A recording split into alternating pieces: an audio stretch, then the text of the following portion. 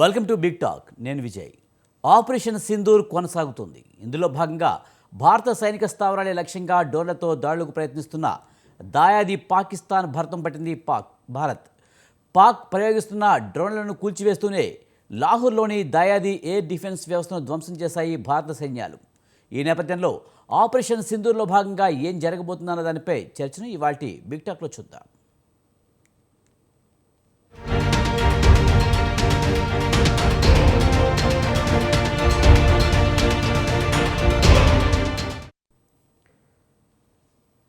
పాకిస్తాన్ వగరుబుద్ధి మారలేదు. భారత్ ఉగ్రవాద స్థావరాలపై దాడి చేస్తే పాకిస్తాన్ భారత సైనిక స్థావరాల లక్ష్యంగా దాడులు చేసి విఫలమైంది.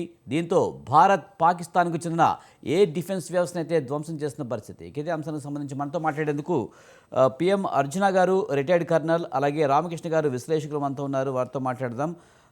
ముందుగా రామకృష్ణ గారు నమస్తే అండి.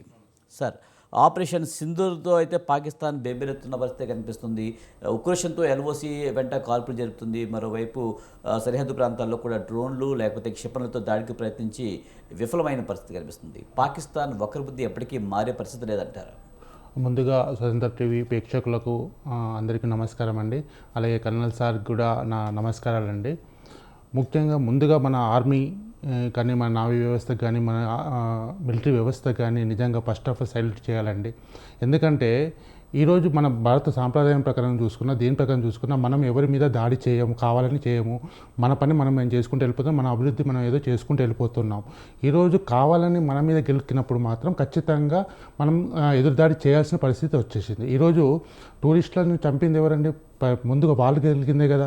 ఈరోజు వాళ్ళు మన దేశానికి వచ్చేసి మన వ్యవస్థను చిన్నాభిన్నం చేసేసి ఇక్కడ శాంతి భద్రతలకు లోపం ఉందని చెప్పేసి ప్రపంచానికి తెలియజేసే ప్రయత్నం చేసుకుంటూ ఈరోజు భారత్ను అస్థిరపరచాలని, అంటే మతం పేరుతో మీ మతం ఏంటిదని అడిగి మరీ చంపారు అని అంటే ఈరోజు ఇక్కడ ఉన్న మతస్థులు అందరూ కొట్టుకోవాలన్నా మరి ఏ రకంగా చిన్న భిన్న, అంటే పాకిస్తాన్ దగ్గర వేరే ఆలోచన లేదండి, వాళ్ళకు బలం లేదు. ఫస్ట్ ఆఫ్ ఆల్ వాళ్ళు ఏంటిదంటే భారత్లో ఉన్న ఈ మత ఘర్షణ సృష్టించడమో ఇంకొకటి చేసేసో భారతదేశాన్ని అస్థిరపరచాలనే ఒక ప్రయత్నం చేశారు. ఈరోజు ఒక యువతిని చంపేసి నన్ను కూడా చంపని చెప్పింది కానీ నేను పారిపోతాను, నన్ను చంపద్దని అక్కడ వేడుకోలేదు ఆమె పోయితే మోడీకి చెప్పుకోండి అని చెప్పారు. మరి మోడీకి చెప్పుకోమండి, నువ్వు ఆమె సింధూరమే తీసేసావు. ఈరోజు సింధూరం ప్రాజెక్ట్ ఆపరేషన్ తీసుకొని ఈరోజు పాకిస్తాన్ మీద చేస్తారు. ఈరోజు పాకిస్తాన్ ఆక్రమిత కాశ్మీర్ను పూర్తిగా ఉగ్రవాదుల ప్రపంచ ఉగ్రవాద సంస్థలు ఉగ్రవాదం తయారు చేసే ఒక అడ్డాగా మార్చాల్సిన పరిస్థితి ఉంది. ఈరోజు పాకిస్తాన్ మార్చుకుంది. అలాగే మన దేశం మీద, ముఖ్యంగా మన దేశం మీద పదే ఎల్ఓసిలో ఈ కవ్వింపు చర్యలు తీసుకుంటున్నారు. వాళ్ళు ప్రతిసారి ఈ కవ్వింపు చర్యలు తీసుకుంటున్నారు. మనకు తెలిసిన వ్యవస్థ ప్రకారం ఇప్పుడున్న వాళ్ళల్లో కొంతమంది ఏదో చనిపోతున్నారని, మనకు ఆర్మీ జవాన్లు చనిపోతున్నారు అని తెలుస్తున్నాయి. కానీ ప్రతిరోజు కూడా ఎక్కడో కాడ ఆర్మీ జవాన్లు లైన్ ఆఫ్ కంట్రోల్ దగ్గర ఎవరో ఒకరు చనిపోతూనే ఉన్నారు. మనకంటే యుద్ధం జరుగుతుంది కాబట్టి ఈరోజు మనకు తెలుస్తుంది.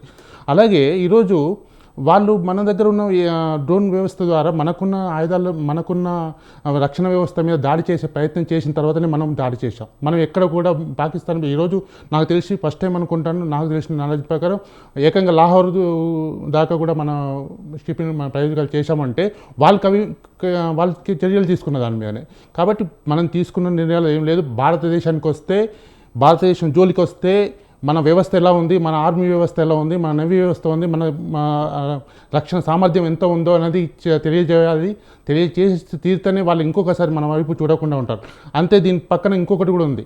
ఈ వేరే ఎవరైతే దీనికి ఎన్నుకొని నడిపిస్తున్న వ్యవస్థ ఉందో ఆ వ్యవస్థను కూడా నాశనం చేసే విధంగా మన భారత ప్రభుత్వం చర్యలు తీసుకుంటే మంచిగుంటుంది నా అభిప్రాయం సార్.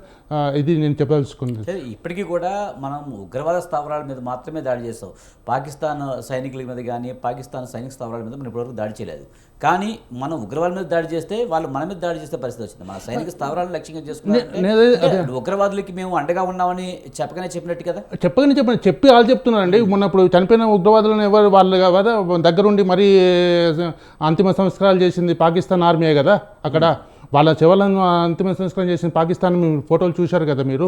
వాళ్ళు ఇంకా చెప్పి చేస్తున్నారు. వాళ్ళు అనుకున్నారు. అదే చెప్తున్నాను, ఆక్రమిత కాశ్మీర్ను పక్కా మా ఉగ్రవాదులు తయారు చేసే సంస్థగా ప్రదేశంగా మార్చుకున్నారు ఈరోజు పాకిస్తాన్ వాళ్ళు. అది సార్. రైట్